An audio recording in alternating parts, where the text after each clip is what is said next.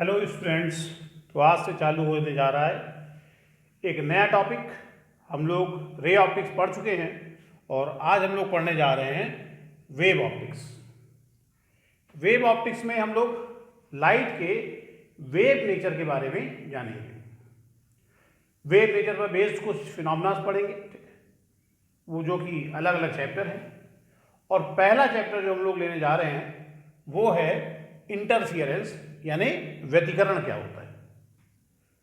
थोड़ा सा आपने 11th में भी व्यतिकरण पढ़ा है, क्योंकि ये जिस फिनोमेना पे बेस्ड थे वो हम लोग फर्स्ट ईयर में पढ़ चुके थे, और वो है प्रिंसिपल ऑफ सुपरपोजिशन।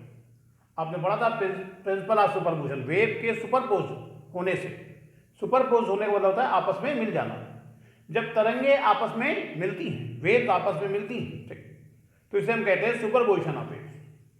और इस तरंगों के मिलने से हम लोगों ने पढ़ा था 11th में कि इंटरफियरेंस यानी व्यतिकरण होता है। विस्पन, फॉर्मेशन ऑफ बीट्स बनते हैं। स्टेशनरी वेव पढ़ी थी अप्रगामी तरंगे, ये सब तरंगों के मिलने से बनती हैं। तो ये तरंगों के मिलने से होने वाली घटनाएं हैं। तो इंट्रोडक्शन तो आप पढ़ चुके इंटरफियरेंस का 11th में, लेकिन चलिए यहाँ चालू करते हैं फिर से हम लोग। तो इंटरफियरेंस यानी व्यतिकरण क्या होता है, तो उसके लिए पहले एक बार रिवाइज करा देते हैं आपको कि प्रिंसिपल ऑफ सुपरपोजिशन, अध्यारोपण का सिद्धांत क्या है। सुपरपोजिशन मैंने बताया था कि तरंगों का आपस में मिलना, ठीक। आप जानते हैं कि जब किसी मीडियम में वेव चलती है तो मीडियम के पार्टिकल में डिस्टर्बेंस प्रोड्यूस होता है। वेव चलती है तो मीडियम के पार्टिकल वाइब्रेट होने लगते हैं, ठीक। वेव प्रोपगेशन के पैरेलल भी वाइब्रेट हो सकते हैं, परपेंडिकुलर भी वाइब्रेट हो सकते हैं। आप जानते हैं दो तरह की वेव होती हैं, ट्रांसवर्स वेव और लॉन्गिट्यूडनल वेव। ये सब तो आपने 11 में पढ़ा हुआ है, ठीक। कुल मिलाकर हम जानते हैं कि वेव क्या होती है। वेव किसी मीडियम में प्रोड्यूस वो डिस्टर्बेंस है जो मीडियम के पार्टिकल को क्या करता है, वो डिस्टर्ब करता है, जिससे पार्टिकल वाइब्रेट होने लगते हैं, ठीक। तो जब भी कोई वेव किसी मीडियम में चलती है तो मीडियम के जो पार्टिकल हैं वो वाइब्रेट होते हैं। क्लियर है? यानी वो अपनी मीन पोजिशन से उधर उधर जाते हैं। किसी भी टाइम पर किसी वेव के कारण पार्टिकल में कितना डिस्प्लेसमेंट प्रोड्यूस हुआ, इसको पढ़ने की हम लोगों ने इक्वेशन पढ़ी हुई है 11 में, ठीक। प्लेन प्रोग्रेसिव हार्मोनिक वेव, सरल अवगामी तरंग का समीकरण पढ़ा हुआ है, जानते हैं हम लोग किसी एक वेव के कारण डिस्प्लेसमेंट कितना निकाल सकते हैं। यहां ये जानना है कि मान ली किसी मीडियम में एक नहीं कई वेव चल रही है, 2-3 वेव चल रही है। मान ली किसी मीडियम में 3 वेव चल रही है और किसी टाइम टी पर पहली वेव के कारण मीडियम के किसी पार्टिकल में, ठीक है, पहली वेव ने मान ली मीडियम किसी पार्टिकल में y1 डिस्प्लेसमेंट प्रोड्यूस किया। इसी समय इसी पार्टिकल में दूसरी वेव ने y2 डिस्प्लेसमेंट प्रोड्यूस किया और तीसरी वेव ने y3 डिस्प्लेसमेंट प्रोड्यूस किया। तो क्वेश्चन ये है कि इस टाइम पर इस पार्टिकल का अपनी यूनिक पोजीशन से डिस्प्लेसमेंट क्या होगा, कैसे निकालेंगे, कितना होगा। तो उसके लिए प्रिंसिपल ऑफ सुपरपोजिशन है, जो कि ये कहता है कि अगर किसी माध्यम में 2 या 2 से अधिक तरंगे चल रही हैं तो मीडियम के किसी पार्टिकल का किसी टाइम पर जो रिजल्टेंट डिस्प्लेसमेंट होता है, ये उन अलग अलग वेव के द्वारा प्रोड्यूस डिस्प्लेसमेंट के वेक्टर सम के क्या होता है, बराबर होता है। When 2 or more than 2 waves travel in a medium simultaneously, then after superposition of these waves, the resultant displacement of any particle at any instant is the vector sum of displacements produced by individual waves. Resultant displacement of any particle is the vector sum of displacement produced by individual waves. Hindi में अगर बोले तो जब किसी माध्यम में 2 या 2 से अधिक तरंगे एक साथ चलती हैं तो माध्यम के किसी कण का किसी क्षण जो परिणामी विस्थापन होता है, ये उन तरंगों द्वारा उत्पन्न अलग अलग विस्थापनों के सदिश योग के बराबर होता है। डिस्प्लेसमेंट्स को हमें वेक्टर मेथड से जोड़ देना है। जैसे मैंने बताया कि मान लीजिए 3 वेव चल रही हैं, पहली वेव के कारण उसमें डिस्प्लेसमेंट y1 है, दूसरे के कारण y2 है और तीसरे के कारण y3 है। अब जरूरी नहीं कि तीनों वेव पार्टिकल में सेम डायरेक्शन में डिस्प्लेसमेंट प्रोड्यूस करें। इन डिस्प्लेसमेंट की डायरेक्शन अलग अलग हो सकती है। तो प्रिंसिपल ऑफ सुपरपोजिशन, अध्यारोपण का सिद्धांत ये कहता है कि जो नेट डिस्प्लेसमेंट होगा, मान ली y, वो इन सभी वेव द्वारा प्रोड्यूस अलग अलग डिस्प्लेसमेंट के वेक्टर सम के बराबर होगा। नेट डिस्प्लेसमेंट y जो होगा ये y1 y2 y3 का वेक्टर सम होगा। सभी वेव के कारण अलग अलग जो डिस्प्लेसमेंट है उसको वेक्टर मेथड से जोड़ लीजिए, नेट डिस्प्लेसमेंट जो है वो निकल आएगा। क्लियर है? और आसानी समझने के लिए मान लीजिए हम लोग को इंटरमीडिएट में केवल दो वेव का सुपरपोजिशन पढ़ना है। वेव तो कितनी भी मिल सकती है आपस में, लेकिन इंटरमीडिएट में दो वेव का सुपरपोजिशन पढ़ना है। तो हम वही केस लेके चलते हैं। मान लीजिए किसी मीडियम में दो वेव चल रही हैं और ये मीडियम कोई पार्टिकल है और पहली वेव ने इसमें किसी क्षण 5 सेंटीमीटर का डिस्प्लेसमेंट प्रोड्यूस किया ऊपर की ओर, यानी पहली वेव के कारण ये 5 सेंटीमीटर अपनी मीन पोजीशन से ऊपर गया। इसी समय दूसरी वेव ने इसी में 2 सेंटीमीटर डिस्प्लेसमेंट प्रोड्यूस किया ऊपर की ओर। तो पहली वेव ने इसको 5 सेंटीमीटर ऊपर फेंका, दूसरे ने 2 फेंका, तो नेट ये हमें उस समय अपनी मीन पोजीशन से 7 सेंटीमीटर ऊपर दिखाई देगा, ना 5 पर दिखाई देगा ना 2 पर, मीन पोजीशन से 7 सेंटीमीटर ऊपर दिखाई देगा। तो अगर देखा जाए तो पहली वेव के कारण डिस्प्लेसमेंट 5 सेंटीमीटर ऊपर की ओर, दूसरी वेव के कारण 3 सेंटीमीटर ऊपर की ओर। प्रिंसिपल ऑफ सुपरपोजिशन कहता है कि नेट डिस्प्लेसमेंट जो होगा वो दोनों वेव के कारण अलग अलग डिस्प्लेसमेंट का वेक्टर सम होगा। और वेक्टर सम में आप जानते हैं कि अगर दो वेक्टर सेम डायरेक्शन में हो तो उनका जो रिजल्टेंट होता है, अगर इनको वेक्टर मेथड से जोड़ें, पहले एक वेक्टर खींचा फिर उसके हेड से दूसरे का टेल मिला के खींचा, वेक्टर मेथड जोड़ा तो आप जानते हैं ना, ठीक। तो मैं कई बार आपको बता चुका हूं कि दो वेक्टरों को जो अगर एक डायरेक्शन में हैं उनको वेक्टर मेथड से जोड़ा जाए तो उतना ही आता है जितने उनके मैग्नीट्यूड को सीधे सीधे जोड़ दें। तो हम देख रहे हैं यहाँ दोनों डिस्प्लेसमेंट सेम डायरेक्शन में है, तो इनका जब वेक्टर सम करेंगे, आप जानते हैं जब दो वेक्टर सेम डायरेक्शन में हो तो रिजल्टेंट दोनों के मैग्नीट्यूड के सम के बराबर आता है। तो हम 5 + 3 को सीधे सीधे जोड़ दें, 8 सेंटीमीटर आ गया। क्लियर है? लेकिन अगर पहली वेव ने इसमें 5 सेंटीमीटर का डिस्प्लेसमेंट ऊपर की ओर किया और दूसरी वेव ने 3 सेंटीमीटर का डिस्प्लेसमेंट नीचे की ओर किया होता, अब एक वेक्टर ऊपर है दूसरा नीचे, इन्हें वेक्टर मेथड से जोड़ेंगे तो जितना आएगा, आपको मैंने कई बार बताया कि अगर बड़े में से छोटे घटा ले तो भी उतना ही आता है। या जानते हैं कि दो वेक्टर जो अपोजिट डायरेक्शन में है उनको वेक्टर मेथड से जोड़ा जाए तो जितना आता है, बड़े वेक्टर के मैग्नीट्यूड में से छोटे वेक्टर का मैग्नीट्यूड घटा दे तब भी उतना ही आता है। तो हमने देखा एक ऊपर की ओर एक नीचे, सीधी बात है, एक ने इसको 5 सेंटीमीटर ऊपर फेंका, दूसरे ने 3 सेंटीमीटर नीचे फेंका, तो हमें ये नेट जो है वो अपनी मीन पोजीशन से 2 सेंटीमीटर ऊपर दिखाई देगा। ठीक, तो यहाँ पर जो नेट डिस्प्लेसमेंट होगा y वो 5 - 3 यानी 2 सेंटीमीटर आएगा। कुछ बच्चे कहते सर जी आप तो कहते थे वेक्टर सम के बराबर होगा, आपने यहाँ घटा दिया। ये घटाया नहीं है, माइनस नहीं किया है, सब्ट्रैक्ट नहीं किया है। मैं ये कह रहा हूँ कि अगर दो वेक्टर अपोजिट डायरेक्शन में होते हैं तो उन्हें वेक्टर मेथड से जोड़ा जाए तो जितना आता है, सिंपल हम बड़े के मैग्नीट्यूड में से छोटे का मैग्नीट्यूड घटा दें तब भी उतना ही आता है। ये रिजल्टेंट का मैग्नीट्यूड हो जाता है। और डायरेक्शन इस केस में क्या होती है? डायरेक्शन वही होती है जो बड़े वेक्टर की। इसमें बड़ा वेक्टर कौन है? ये ऊपर की ओर। इसका मतलब इस क्षण इस पार्टिकल में नेट डिस्प्लेसमेंट 2 सेंटीमीटर होगा और वो किधर की ओर होगा? ऊपर की ओर होगा। क्लियर है? तो अगर दोनों वेव के कारण डिस्प्लेसमेंट सेम डायरेक्शन में है तो जोड़ दीजिए, अपोजिट डायरेक्शन में है तो बड़े में छोटे को घटा दीजिए, नेट डिस्प्लेसमेंट आ जाएगा। तो कुल मिला के प्रिंसिपल ऑफ सुपरपोजिशन ये कहता है कि जितनी भी वेव चल रही है सबके कारण पहले अलग अलग डिस्प्लेसमेंट निकालिए और सबका वेक्टर सम कर लीजिए तो नेट डिस्प्लेसमेंट जो है वो आ जाता है। क्लियर है? चलिए, तो ये तो प्रिंसिपल ऑफ सुपरपोजिशन आपको समझ में आ गया। अब इस प्रिंसिपल ऑफ सुपरपोजिशन पर ही बेस्ड है हमारा ये चैप्टर, जिसका नाम है इंटरफेरेंस व्यतिकरण। तो ये इंटरफेरेंस या व्यतिकरण क्या होता है? तो इंटरफेरेंस या व्यतिकरण किसे कहते हैं? कहते हैं कि जब समान आवृत्ति, सेम फ्रीक्वेंसी की, अब मैंने बताया कि हो तो कितनी भी वेव सकती, लेकिन इंटरमीडिएट में सिर्फ 2 वेव से पढ़ना है, तो मैं यहाँ 2 ही बोलूँगा कि जब सेम फ्रीक्वेंसी की 2 वेव जो है वो किसी मीडियम में एक ही डायरेक्शन में ट्रेवल कर रही हूँ, तो जब वो सुपरपोज होती है, यानी जब वो आपस में मिल जाती है, तो मीडियम के अलग अलग पॉइंट पर रिजल्टेंट वेव की जो इंटेंसिटी होती है वो अलग अलग पाई जाती है। मिली हर पॉइंट पर वही दोनों वेव है। अब मान लो एक की इंटेंसिटी I1 है, दूसरे की I2 है, तो हम सोचेंगे कि हर पॉइंट पर रिजल्टेंट इंटेंसिटी I1 + I2 हो, पर ऐसा नहीं होता। कुछ पॉइंट तो ऐसे भी होते हैं जहाँ पर I1 + I2 से भी ज़्यादा हो जाती है, यानी दोनों वेव की अलग अलग इंटेंसिटी के सम से भी ज़्यादा हो जाती है। तो अलग अलग पॉइंट पर रिजल्टेंट वेव की इंटेंसिटी अलग अलग होती है, एक ही नहीं होती हर पॉइंट पर। मिल हर पॉइंट पर वही वेव रही है, पर अलग अलग पॉइंट पर रिजल्टेंट वेव की इंटेंसिटी अलग अलग होती है, कुछ पॉइंट्स पर बहुत बढ़ जाती है, कुछ पॉइंट पर बहुत घट जाती है। ये फिनोमेना जो है, ये घटना जो है, अलग अलग पॉइंट पर इंटेंसिटी अलग अलग हो गई, ये फिनोमेना जो है वो इंटरफियरेंस कहलाता है। तो कहते हैं जब समान आवृत्ति सरल आवर्त प्रगामी तरंगे यानी प्लेन प्रोग्रेसिव हार्मोनिक वेव, जब समान आवृत्ति की प्रगामी तरंगे किसी माध्यम में एक ही दिशा में चलती हैं तो उनके अध्यारोपण के पश्चात माध्यम के अलग अलग बिंदुओं पर परिणामी तरंग की तीव्रता अलग अलग पाई जाती है। इस घटना को हम व्यतिकरण कहते हैं।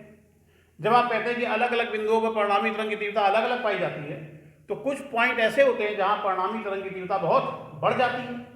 इन बिंदुओं पर होने वाला व्यतिकरण जो होता है उसे संपोषी व्यतिकरण कहते हैं।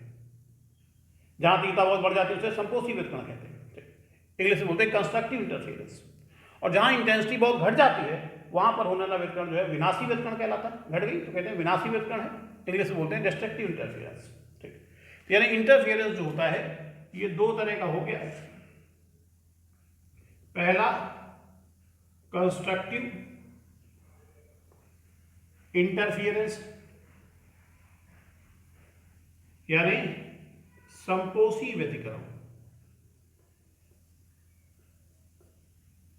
दूसरा होता है डिस्ट्रक्टिव इंटरफियरेंस यानी विनाशी व्यतिकरण। तो संपोषी व्यतिकरण और विनाशी व्यतिकरण, कंस्ट्रक्टिव इंटरफेरेंस और डिस्ट्रक्टिव इंटरफेरेंस होता है। तो कुछ पॉइंट ऐसे होते हैं जहां पर रिजल्टेंट वेव की इंटेंसिटी बहुत बढ़ जाती है, तो वहां पर होने वाला व्यतिकरण जो होता है ये संपोषी व्यतिकरण कहलाता है।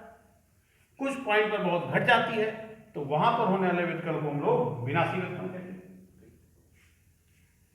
तो व्यतिकरण क्या होता है समझ में आ गया आपको कि जब किसी माध्यम में दो या दो से अधिक प्रगामी तरंगे एक साथ एक ही दिशा में चलती हैं तो उनके अध्यारोपण के पश्चात माध्यम के अलग अलग बिंदुओं पर परिणामी तरंग की तीव्रता अलग अलग पाई जाती है। यह घटना व्यतिकरण कहलाती है। वो बिंदु जहां पर तीव्रता बहुत बढ़ गई है वहां होने वाला व्यतिकरण संपोषी व्यतिकरण कहलाता है, जहां बहुत घट गई है वहां पर होने वाला व्यतिकरण विनाशी व्यतिकरण कहलाता है।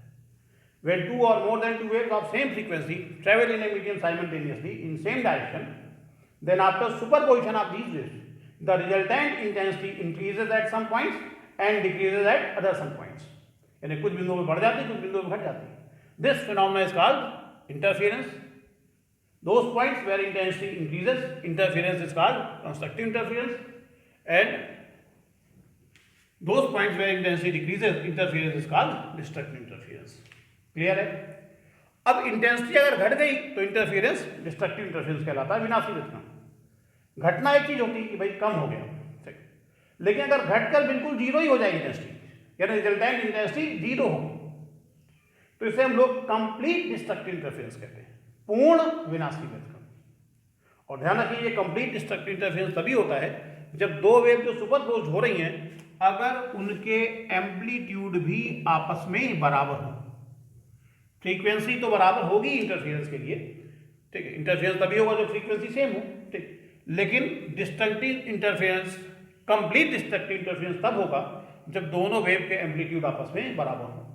अगर इंटरफेयरिंग वेव जो हैं, व्यतिकरणकारी तरंगे जो हैं, अगर इनके आयाम आपस में बराबर हैं तो फिर आई मिनिमम यानी मिनिमम इंटेंसिटी जो होती है वो सीधे जीरो हो जाती है, तीव्रता घटती नहीं, जीरो हो जाती है, ठीक। और इसे हम लोग कहते हैं पूर्ण विनाशी व्यतिकरण, ठीक, कंप्लीट डिस्ट्रक्टिव इंटरफेरेंस या पूर्ण विनाशी व्यतिकरण। क्लियर है? तो प्रिंसिपल ऑफ सुपरपोजिशन, अध्यारोपण का सिद्धांत क्या होता है आपकी समझ में आ गया। ये तो आपने फर्स्ट ईयर में भी पढ़ा हुआ है कि सब बहुत सिंपल है, कितनी भी तरंगे चल रही हूं सबके कारण पहले अलग अलग डिस्प्लेसमेंट निकालो पार्टिकल का और फिर नेट डिस्प्लेसमेंट कैसे निकालोगे, सभी डिस्प्लेसमेंट को वेक्टर मेथड से जोड़ दो। ये प्रिंसिपल ऑफ सुपरपोजिशन कहता है। फिर इसी पर आधारित ये घटना इंटरफेरेंस क्या होता है ये मैंने बताया आपको, और ये दो तरह का होता है, कंस्ट्रक्टिव और डिस्ट्रक्टिव, वो भी समझाया मैंने आपको। तो ये हम लोग इतना जान गए। अगर आपको इसमें से कुछ नोट करना हो, इसका स्क्रीनशॉट लेना हो तो वो आप ले लीजिए। जिन बच्चों के पास मेरे नोट्स हैं उन्हें स्क्रीनशॉट या नोट्स ले लें। लिखने की जरूरत नहीं है। जिनके पास नहीं है वो स्क्रीनशॉट ले लें और फिर बुक की सहायता से अपने नोट्स बना लें। नोट कर लिया। चलिए अब इंटरफेरेंस का हम लोग मैथमेटिकल एनालिसिस करते हैं। चलिए देखते हैं जरा।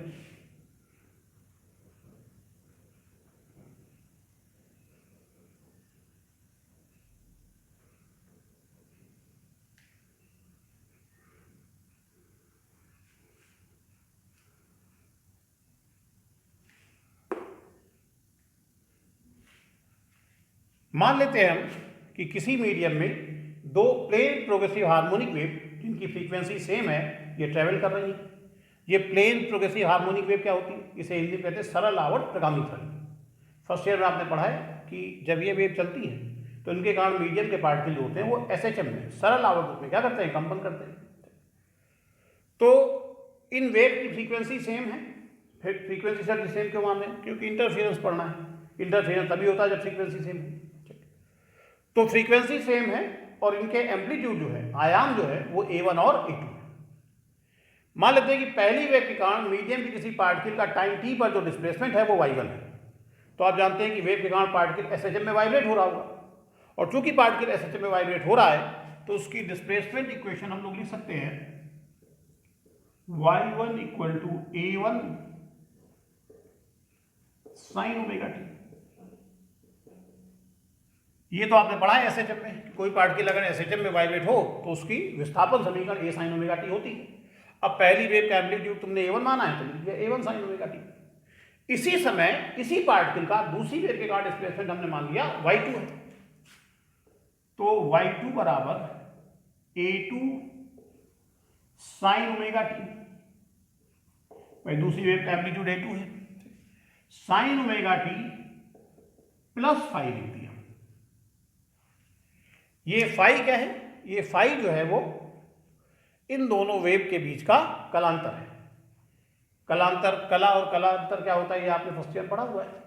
सिंपल मैंने बताया था कि साइन के साथ जो एंगल दिया होता है इसी को हम लोग क्या कहते हैं? कला कहते हैं। इंग्लिश में बोलते हैं फेज। तो इसकी फेज क्या है? Omega T. इसकी फेज क्या है? Omega t plus phi. तो दोनों के बीच फेज डिफरेंस कितना है? डिफरेंस कितना है? फाई का। तो फेज डिफरेंस यानी कलांतर जो है वो फाई। अब होता है कि दो वेव किसी पॉइंट पर अगर पहुंची तो जरूरी नहीं कि वो दोनों सेम फेज में पहुंचे, जरूरी नहीं कि उनकी कला वहां समान हो भी सकती है, हो सकता है ना भी हो सकता है उनके बीच में π/2, π/3, π/4 का फेज डिफरेंस हो। तो हमें नहीं पता कि इस पॉइंट पर दोनों बीच फेज डिफरेंस कितना है। हो सकता है कि कोई डिफरेंस ना हो सकता है, सेम फेज में पहुंची। अगर सेम फेज में पहुंची तो मैं कह दूंगा उस केस में फाई बराबर क्या हो गया? 0 हो गया। पर हम शुरू से 0 नहीं मान रहे, हम ये मान रहे हो सकता है कुछ फेज डिफरेंस हो। तो हमने माना कि उस पॉइंट पर जब ये पहुंची है दोनों वेव तो इनके बीच फेज डिफरेंस जो है वो फाई का है। अब अगर कोई फेज डिफरेंस नहीं है तो उस केस में फाई बराबर 0 हो जाएगा, और अगर कुछ है तो वो फेज डिफरेंस ले लिया जाएगा। ठीक, तो ये उस पार्टिकल का दूसरी वेव के कारण डिस्प्लेसमेंट हो गया। तो टाइम t पर पहली वेव ने पार्टिकल में y1 और दूसरी वेव ने y2 डिस्प्लेसमेंट प्रोड्यूस किया। ठीक, अब पार्टिकल का नेट डिस्प्लेसमेंट कितना होगा? तो अध्यारोपण के सिद्धांत से, प्रिंसिपल ऑफ सुपरपोजिशन के हिसाब से रिजल्टेंट डिस्प्लेसमेंट जो होगा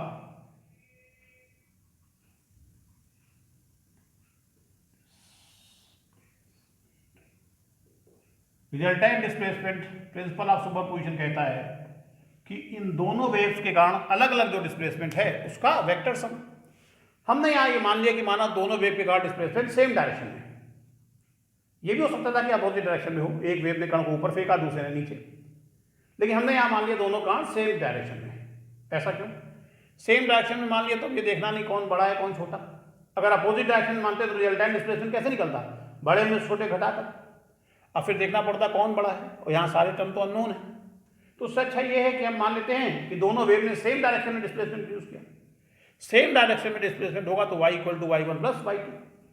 पहले ने ऊपर फेंका दूसरे ने भी ऊपर फेंका मान लिया, तो नेट डिस्प्लेसमेंट दोनों को जोड़ दीजिए।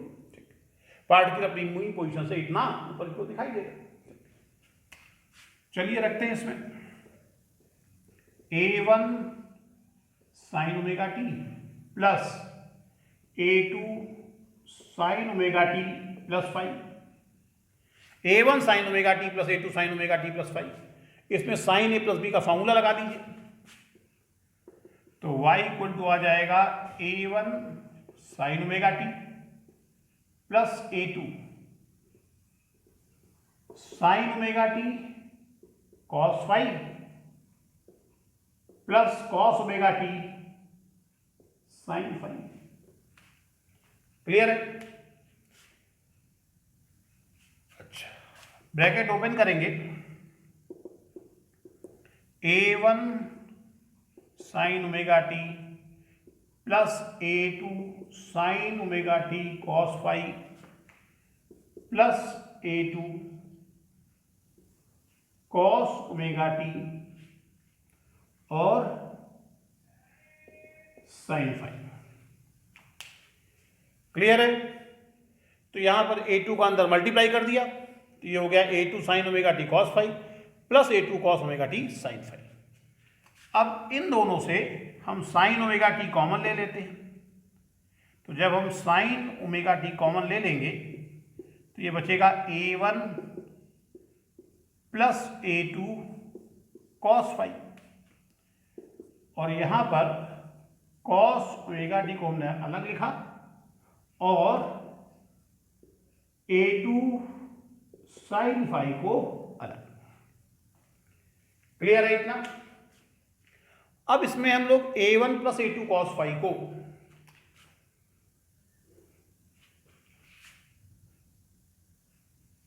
Late a1 plus a2 cos phi equal to a cos theta, equation number 3, and a2 sine phi equal to a sine theta. ऐसा हम लोग मान सकते हैं।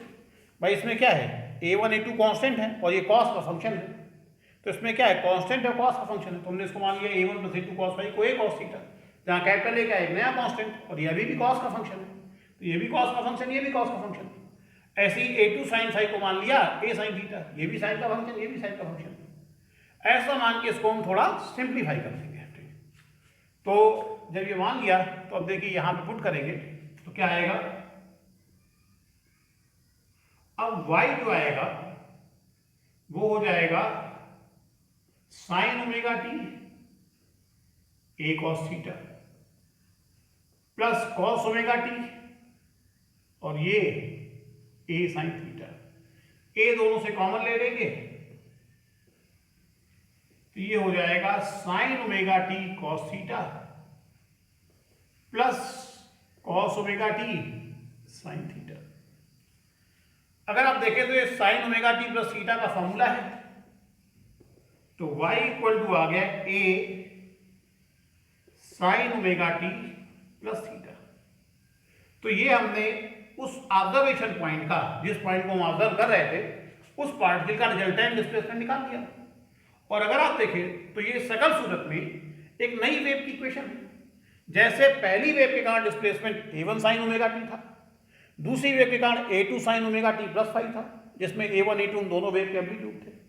अब जब रिजल्टेंट डिस्प्लेसमेंट निकाला सुपरपोजिशन प्रिंसिपल लगाकर, तो आया a sign omega t plus theta. तो सकल सूरत में तो ये वैसा ही है, इसमें मालूम पड़ रहा है a जो है ये उस वेव का एम्पलीट्यूड है जिसके कारण पार्टिकल का ये डिस्प्लेसमेंट है। तो अगर आप देखें तो ये एक नई वेव की इक्वेशन आ गई। अब सवाल है कि नई वेव कौन सी है ये, तो मानी बात है दोनों तरंगों के मिलने से जो वेव बनी उसकी इक्वेशन आ गई। तो ये है रिजल्टेंट वेव की इक्वेशन, और इसमें कैपिटल ए फिर उस रिजल्टेंट वेव के एम्पलीट्यूड का काम कर रहा है। ठीक, जैसे इस इक्वेशन में a1 पहली वेव का एम्पलीट्यूड था, ये दूसरी वेव का एम्पलीट्यूड था। अब हमने निकाला पार्टिकल का रिजल्टेंट डिस्प्लेसमेंट कितना होगा, कैसे निकाला, अध्यारोपण का सिद्धांत लगाकर। जब प्रिंसिपल ऑफ सुपरपोजिशन लगाया कि दोनों कण अलग अलग डिस्प्लेसमेंट का वेक्टर सम किया, लेकिन जो रिजल्टेंट डिस्प्लेसमेंट आया वो सकल सूरत में एक नई वेव की इक्वेशन है। तो सवाल आता है कि मीडियम में नई वेव कहां से आ गई, तो आंसर है कि दोनों वेव के मिलने से बनी। तो इसके बाद दोनों वेव के मिलने से जो रिजल्टेंट वेव बनी, ये उस रिजल्टेंट वेव की इक्वेशन है। तो फिर कैपिटल ए उस रिजल्टेंट वेव का एम्पलीट्यूड है, तो यहां कैपिटल ए रिजल्टेंट वेव के एम्पलीट्यूड का काम कर रहा है। तो हमें इस कैपिटल ए की वैल्यू निकालनी पड़ेगी। कैपिटल ए की वैल्यू क्यों निकालनी पड़ेगी, क्योंकि हमें इंटरफियरेंस का एनालिसिस करना है कि भाई वही वेव जब हर पॉइंट पे मिलती है तो भी अलग अलग पॉइंट पे इंटेंसिटी अलग अलग क्यों हो रही है? तो रिजल्टेंट वेव की इंटेंसिटी अलग अलग पॉइंट पे अलग अलग क्यों हो रही निकालना है। और हमें पता है कि किसी भी वेव की जो इंटेंसिटी होती है वो उसके एम्पलीट्यूड पर डिपेंड करती है। ये सर भी कब पता, ये फर्स्ट ईयर में आपको पढ़ाया गया है। ठीक है, आपको वेव की इंटेंसिटी का फॉर्मूला बताया गया था फर्स्ट ईयर में, I equal to 2 pi square n square A square rho v, जहां वो मीडियम की डेंसिटी होती, जो दोनों वेव उसी मीडियम में चल रही है, फ्रीक्वेंसी दोनों वेव की सेम है, ठीक है, उसी मीडियम में चल रही तो स्पीड भी सेम होगी। तो फिर आई किस पर डिपेंड कर रहा है? ए पर। और कैसे डिपेंड कर रहा है? आई ए स्क्वायर के क्या है? प्रोपोर्शनल है। तो किसी भी वेव की इंटेंसिटी उसके एम्पलीट्यूड के स्क्वायर के प्रोपोर्शनल होती है। तो हमने सोचा कि भाई ये जो रिजल्टेंट वेव बनी दोनों के मिलने से, इसकी इंटेंसिटी जो है वो भी उसके एम्पलीट्यूड पर डिपेंड करेगी। इसका तो हमें अगर इंटेंसिटी जाननी है क्यों बढ़ घट रही है तो हमें रिजल्टेंट वेव का एम्पलीट्यूड निकालना पड़ेगा। और इस इक्वेशन में कैपिटल ए रिजल्टेंट वेव के एम्पलीट्यूड पर काम कर रहा है और कैपिटल ए हमारी अपनी तरफ से माना गया टर्म था। तो इस कैपिटल ए की वैल्यू हमें निकालनी पड़ेगी क्योंकि यहाँ कैपिटल ए जो है वो रिजल्टेंट वेव के एम्पलीट्यूड का काम कर रहा है। ठीक, तो आप पहले इतना नोट कर लीजिए, इसका स्क्रीनशॉट ले लीजिए जिनके पास नोट्स नहीं है। ठीक, फिर मैं इसको इरेज करके आगे आपको बताता हूँ।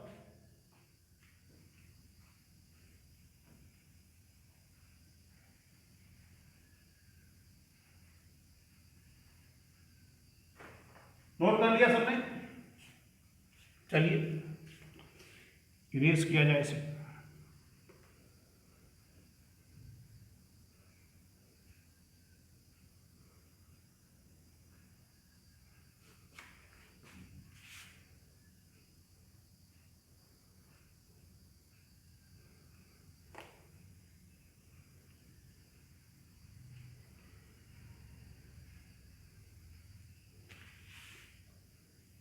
तो हमारी इक्वेशन थी a1 plus a2 sine phi, बल्कि a1 plus a2 cos phi equal to a cos theta, और a2 sine phi equal to a sine theta. ये हम लोगों ने इक्वेशन 3 और 4 बनाई थी। इसी में हम लोगों ने कैपिटल ए इंट्रोड्यूस किया था। इसी कैपिटल ए की वैल्यू चाहिए क्योंकि कैपिटल ए रिजल्टेंट वेव के एम्पलीट्यूड का रोल प्ले कर रहा है और हमें रिजल्टेंट वेव का एम्पलीट्यूड निकालना है, कितना होगा। तो बस केवल इक्वेशन 3 का स्क्वायर करिए, इक्वेशन 4 का स्क्वायर करिए और ऐड कर दीजिए, दोनों का स्क्वायर करके जोड़ दीजिए। तो पहले इसका स्क्वायर करेंगे हम लोग, तो ये हो जाएगा a1 plus a2 cos phi का whole square plus a2 sine phi का होल स्क्वायर, और इधर a square cos square theta और a square sine square theta, a square common ले लिया, ब्रैकेट में cos square theta plus sine square theta 1 हो गया, तो ये a स्क्वायर हो गया। अब इसका होल स्क्वायर करें अगर, तो a1 square plus a2 square cos square phi plus 2a1 a2 cos phi plus a2 square sine square phi equal to a square, a2 square cos square phi और a2 square sine square phi.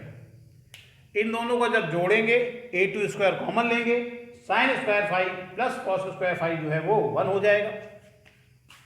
तो capital A square बराबर आ जाएगा a1 square plus a2 square.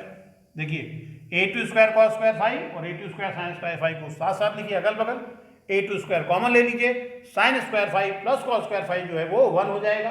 ठीक, तो इन दोनों का सम ये आ गया a2 square plus 2a1 a2 cos phi.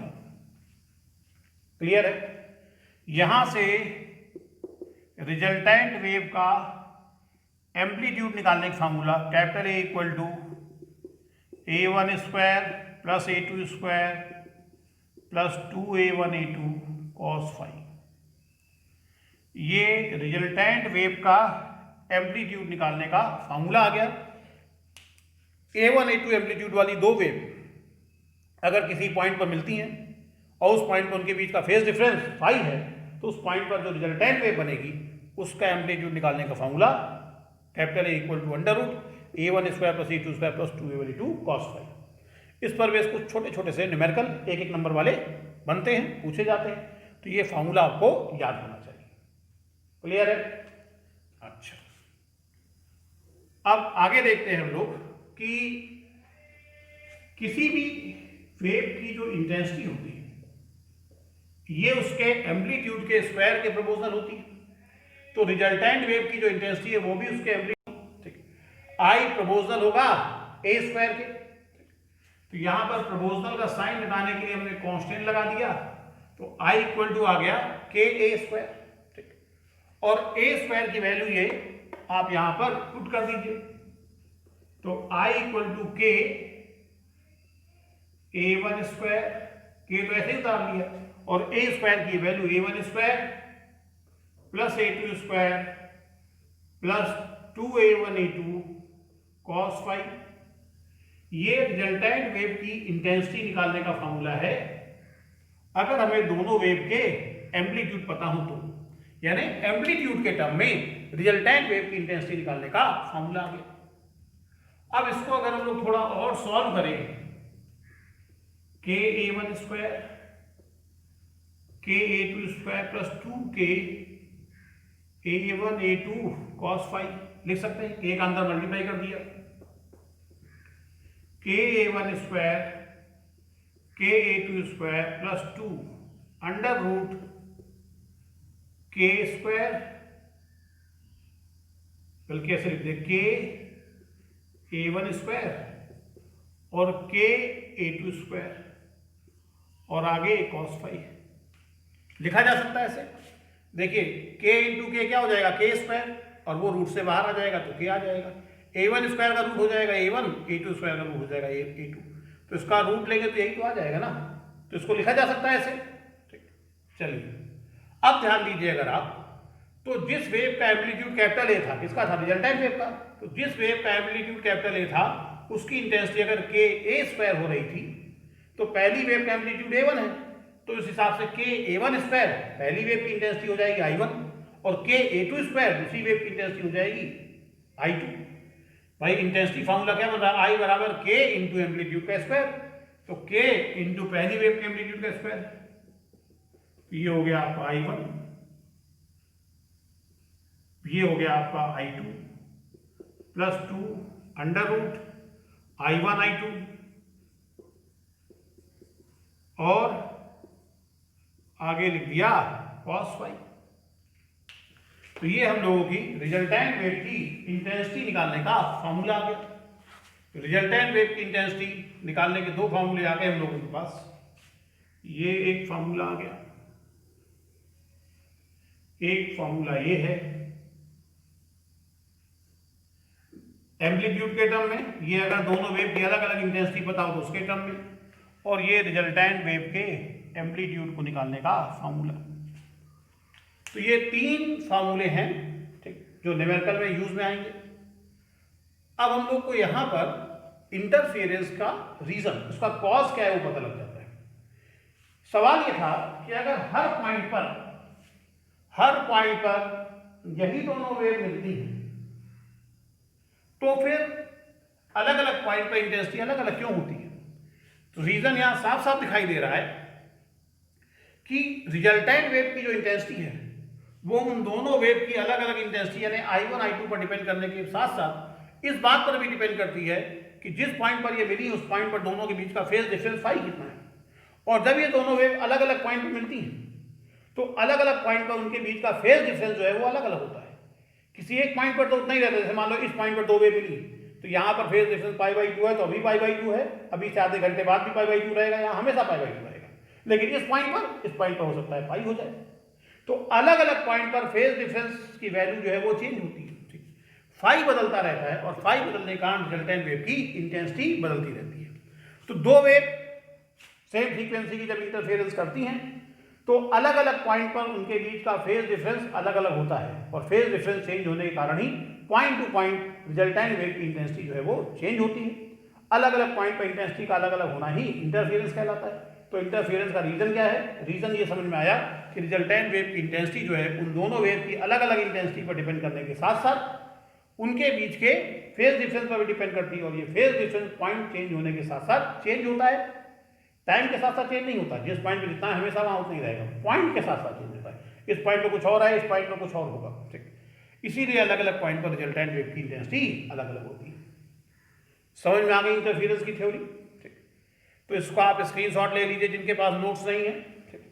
Notes हैं तो वो नोट्स से सीधे याद करेंगे, ठीक। नोट्स नहीं है तो इसका स्क्रीनशॉट ले लीजिए, फिर इसकी स्क्रीनशॉट और बुक की हेल्प से अपने एक नोट्स बना लीजिएगा और उसको तैयार करिए, ठीक। इसको आप नोट करिए, उसके बाद फिर हम इस पर बेस कुछ और इंपॉर्टेंट पॉइंट आपको बताते हैं। नोट कर लिया, इरेज कर दिया जाए।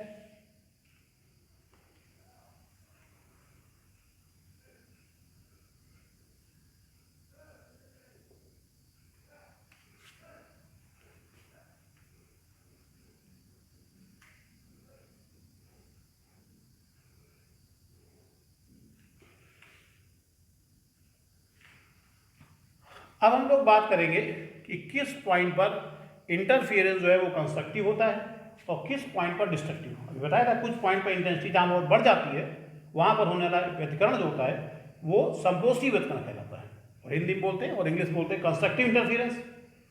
तो कंस्ट्रक्टिव इंटरफियरेंस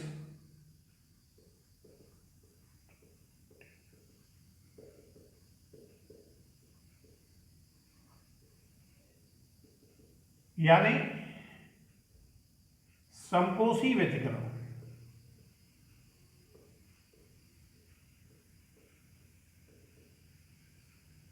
कंस्ट्रक्टिव इंटरफेरेंस या संपोषी व्यतिकरण क्या होगा? तो कंस्ट्रक्टिव इंटरफेरेंस या संपोषी व्यतिकरण का मतलब हुआ कि इंटेंसिटी जो है वो मैक्सिमम होनी चाहिए। जिन पॉइंट पर इंटेंसिटी मैक्सिमम होती है वहां पर कंस्ट्रक्टिव इंटरफेरेंस होता है, संपोषी व्यतिकरण होता है। इंटेंसिटी किस पर डिपेंड कर रही थी रिजल्टेंट वेव की? फॉर्मूला देखा था अभी हम लोगों ने, cos फाई पर। तो जब cos फाई सबसे अधिक होगा तब इंटेंसिटी सबसे अधिक होगी। तो इंटेंसिटी मैक्सिमम हो इसके लिए cos फाई मैक्सिमम होना चाहिए, और आप जानते हैं cos की वैल्यू +1 से -1 तक होती, तो इसकी सबसे बड़ी वैल्यू कितनी हो सकती है? +1, इससे ज़्यादा तो हो नहीं सकता। इसका मतलब कंस्ट्रक्टिव इंटरफेरेंस के लिए इंटेंसिटी मैक्सिमम होनी चाहिए, जिसके लिए cos फाई मैक्सिमम यानी +1 हो। और cos फाई +1 कब होता है वो भी मैंने आपको बताया हुआ है फर्स्ट ईयर में। cos इवन पाई +1 होता है, यानी cos में अगर पाई का मल्टीपल इवन है, जैसे cos 0 की वैल्यू तो +1 होती है, आप जानते हैं, cos 2 पाई, cos 4 पाई, cos 6 पाई, cos 8 पाई। cos इवन पाई हमेशा +1 होता है, और ऐसे ही cos ऑड पाई हमेशा -1 होता है। तो इंटेंसिटी मैक्सिमम हो इसके लिए cos फाई +1 होना चाहिए, यानी +1 की जगह हमने लिख दिया cos 2m पाई। यहां m की वैल्यू 0, 1, 2, 3 कोई भी इंटीजर रख दीजिए, पूर्णांक, ठीक। तो फाई की वैल्यू इवन पाई आएगी और cos इवन पाई +1 होता है, तो यहां से फाई की वैल्यू आ जाएगी 2m पाई, जहां m बराबर 0, 1, 2, 3 and so on.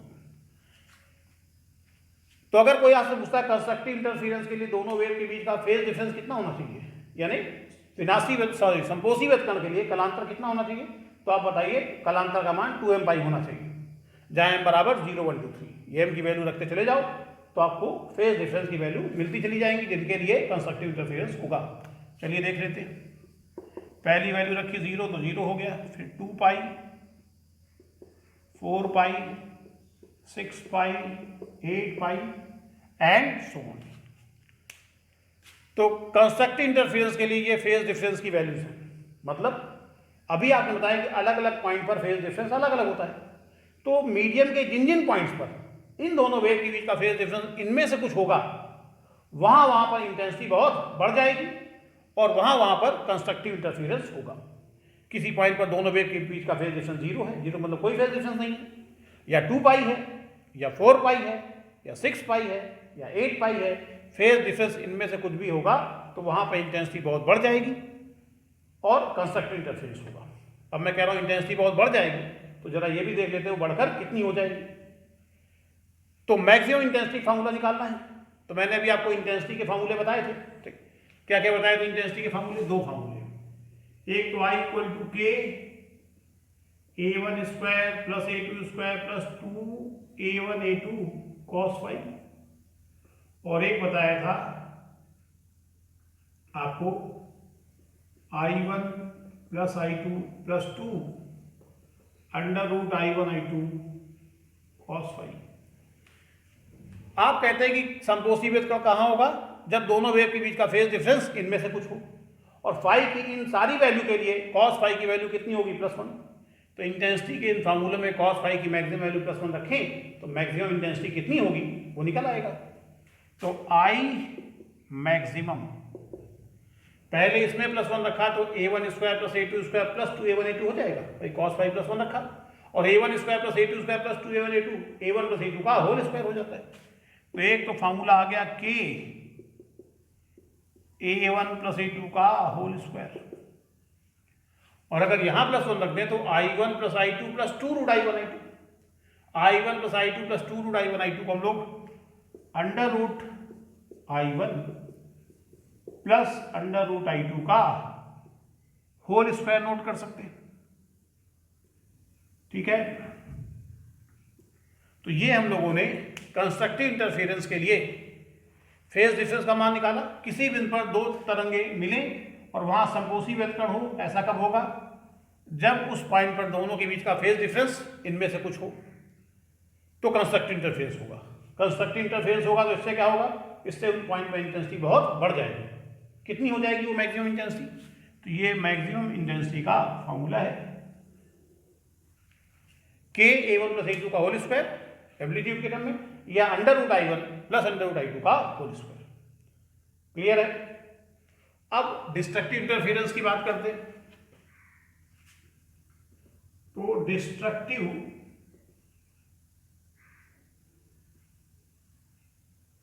Interference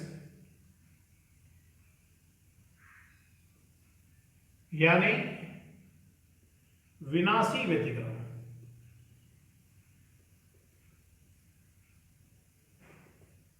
destructive interference विनाशी व्यतिकरण कब होगा? जब इंटेंसिटी मिनिमम हो। इंटेंसिटी किस पर डिपेंड करती है? कॉस फाई पर, यानी जब कॉस फाई मिनिमम हो, और कॉस फाई की अगर मैक्सिमम वैल्यू +1 हो सकती है तो मिनिमम वैल्यू -1 हो सकती है। तो कॉस फाई -1 होना चाहिए, और -1 कब होगा?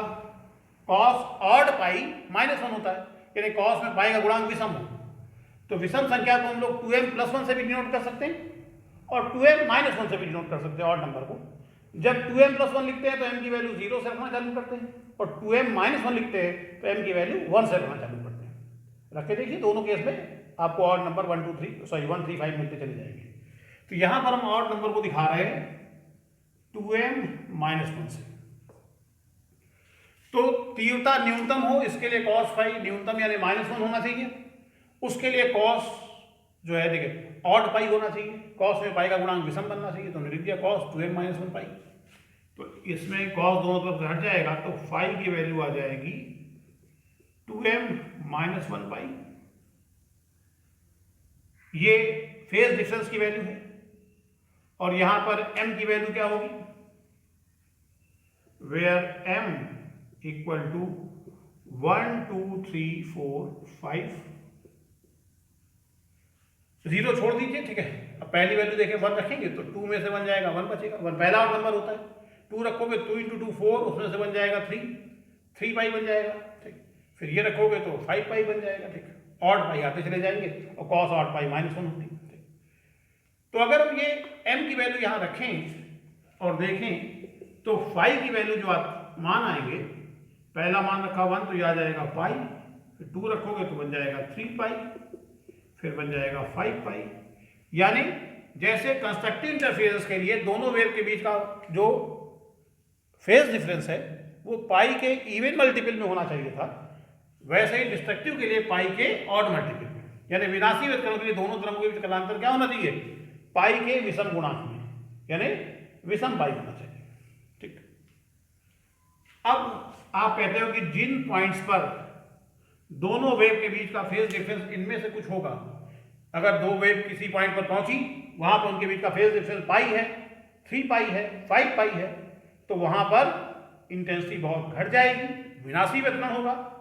तो जरा निकालें कि वो न्यूनतम तीव्रता कितनी होगी, किन पॉइंट पर न्यूनतम होगी, जहां पर फाई इनमें से कुछ हो। ये ऑड पाई है, इस पर कॉस फाई की वैल्यू -1 हो जाएगी, तो यहाँ -1 रख दें, तो मिनिमम इंटेंसिटी जो निकल करके आएगी, आई मिनिमम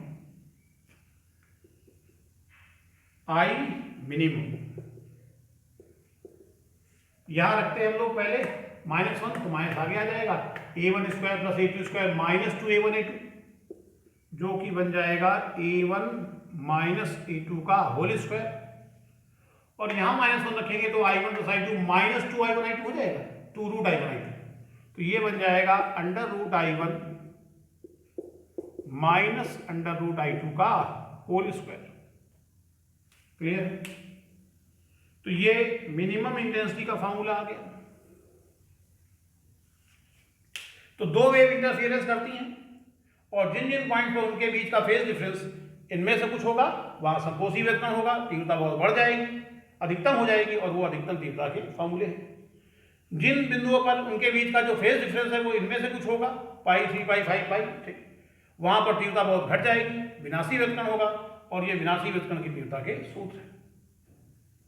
समझ में आ गई बात आपको इतनी? ठीक, तो ये आपको कंस्ट्रक्टिव और डिस्ट्रक्टिव इंटरफेरेंस की कंडीशन पता लग गई। इसको आप नोट कर लीजिए, स्क्रीनशॉट ले लीजिए जिसके पास नोट्स नहीं है, और इसके नोट्स अपने बना लीजिए। चलिए स्क्रीनशॉट लीजिए इसका फटाफट।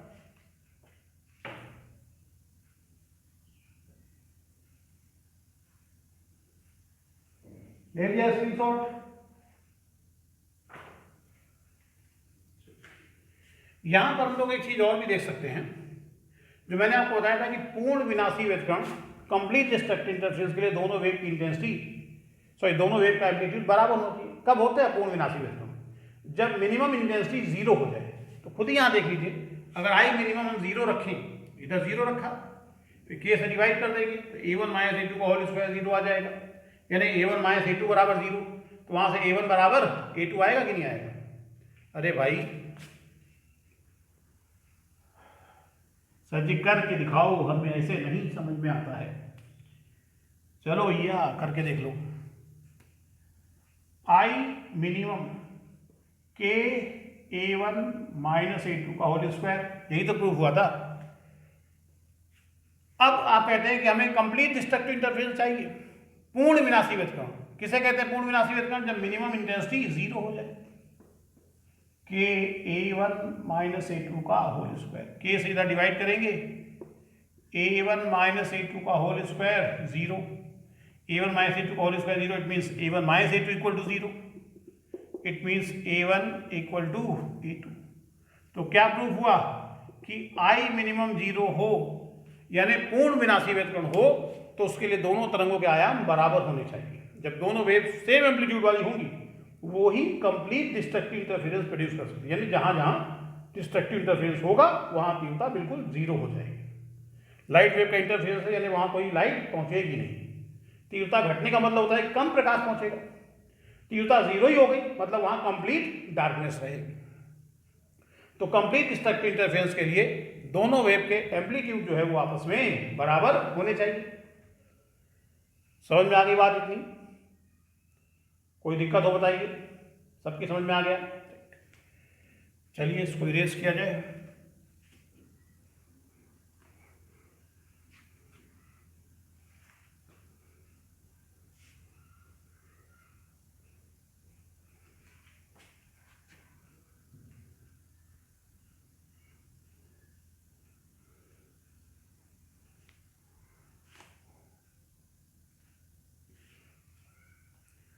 उसके बाद में फिर से थोड़ा सा आपको 11th का एक पॉइंट याद कराते हैं। वहां पर मैंने आपको फेज डिफरेंस और पाथ डिफरेंस में एक रिलेशन बताया था, और वो ये था कि डेल्टा फाई डेल्टा फाई होता था दो वेव के बीच का phase difference, equal to 2 pi upon lambda into delta x, जहां डेल्टा एक्स कहलाता था पाथ डिफरेंस। ये फेज डिफरेंस और पाथ डिफरेंस में रिलेशन आपने पढ़ा हुआ है 11th में, वेव के नोट्स में देखिएगा या बुक में देखिएगा। फेज डिफरेंस और पाथ डिफरेंस में ये रिलेशन होता है।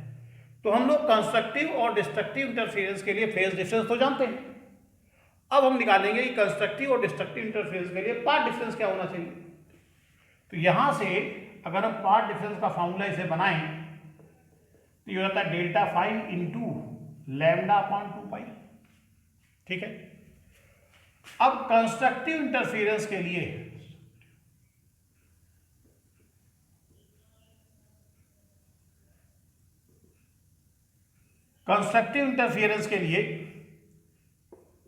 देखिए, कंस्ट्रक्टिव इंटरफेरेंस के लिए भी बताया था दोनों वेव के बीच का फेज डिफरेंस कितना होता है। जनरल फार्मूला आया था 2m पाई, याद रखते हैं 2m pi into lambda upon 2 पाई।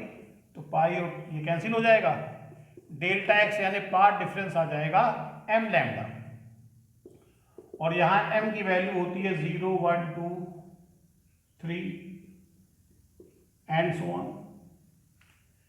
तो ये आ गया कंस्ट्रक्टिव इंटरफेरेंस के लिए पाथ डिफरेंस की वैल्यू, कि दो वेव अलग अलग रास्ते से किसी पॉइंट पर पहुंचेंगी और अगर उनके बीच जो उन्होंने जो पाथ ट्रेवल किया है, अगर उस पाथ का जो डिफरेंस है वो 0 है। यहाँ पे चलो m के मान रख लो जरा, देखो डेल्टा एक्स की वैल्यू क्या क्या आएंगी। पहला मान रखा 0 तो 0, फिर लैम्डा, फिर 2 लैम्डा, फिर 3 लैम्डा एंड सो ऑन। तो किसी पॉइंट पर अगर दो वेव अलग अलग रास्ते से पहुंची और उनके द्वारा ट्रेवल्ड पाथ का जो डिफरेंस है वो अगर 0 है यानी कोई पाथ डिफरेंस नहीं है, और अगर है तो अगर वो लैम्डा है, 2 लैम्डा है, 3 लैम्डा है, 4 लैम्डा है, अगर इतना पाथ डिफरेंस है तो ये वहां पर कंस्ट्रक्टिव इंटरफेरेंस करेगी।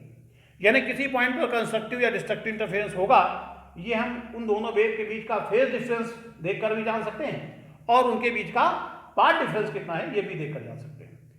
तो कंस्ट्रक्टिव इंटरफेरेंस के लिए पाथ डिफरेंस कितना होना चाहिए, फॉर्मूला याद रख सकते हैं कि m लैम्डा होना चाहिए, जहाँ m की वैल्यू 0 1 2 3 कुछ भी हो सकती है, तो वो रखते चले जाएंगे तो आपको पाथ डिफरेंस कंस्ट्रक्टिव इंटरफेरेंस के लिए क्या होना चाहिए उसकी वैल्यू मिलती चली जाएगी। अच्छा, अब डिस्ट्रक्टिव इंटरफेरेंस के लिए, तो डिस्ट्रक्टिव इंटरफेरेंस के लिए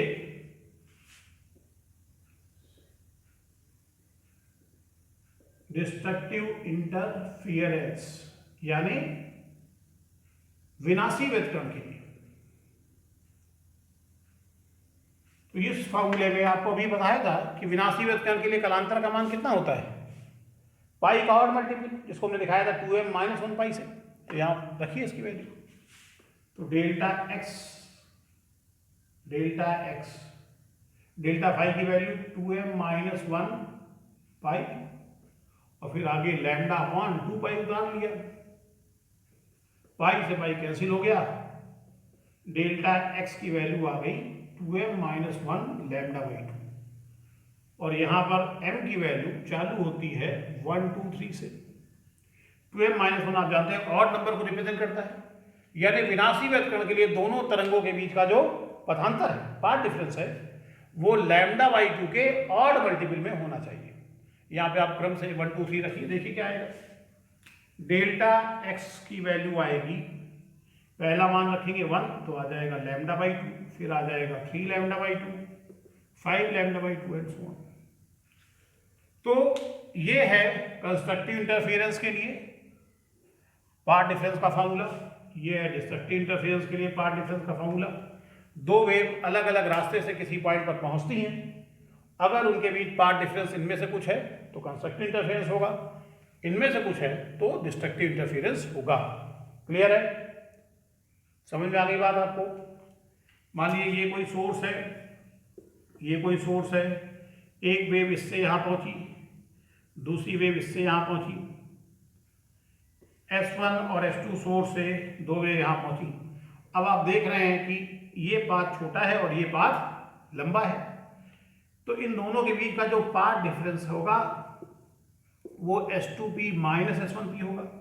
S2p में से S1p घटा दें, ये आ गया पाथ डिफरेंस। अब ये पाथ डिफरेंस अगर जीरो तो नहीं है, कुछ ना कुछ पाथ डिफरेंस तो दिखाई दे रहा है, तो मतलब अगर लैम्डा है या 2 लैम्डा है या 3 लैम्डा है जो लाइट हम यूज़ कर रहे हैं उसके वेवलेंथ के बराबर या उसका 2 गुना या 3 गुना है, तो इस पॉइंट पर कंस्ट्रक्टिव इंटरफेरेंस होगा, इंटेंसिटी बहुत बढ़ जाएगी। और अगर इस पॉइंट पर जो पाथ डिफरेंस है, ठीक, ये जो निकाला हमने S2P बेसिस भी घटाकर, अगर ये λ/2 है, 3 λ/2 है, 5 λ/2 है, तो यहाँ पर इंटेंसिटी बहुत कम हो जाएगी, डिस्ट्रक्टिव इंटरफेरेंस होगा। तो पाथ डिफरेंस का कॉन्सेप्ट समझ में आ गया आपको। तो अभी आप इसको नोट कर लीजिए।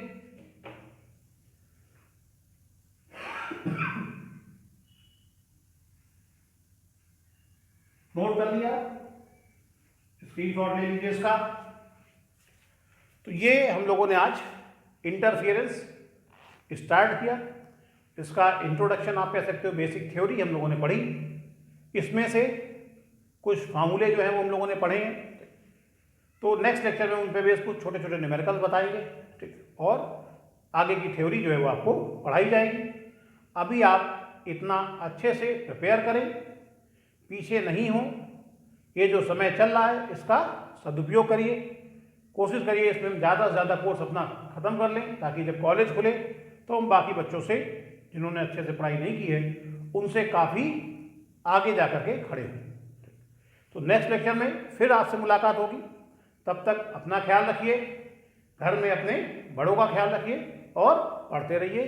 Thank you.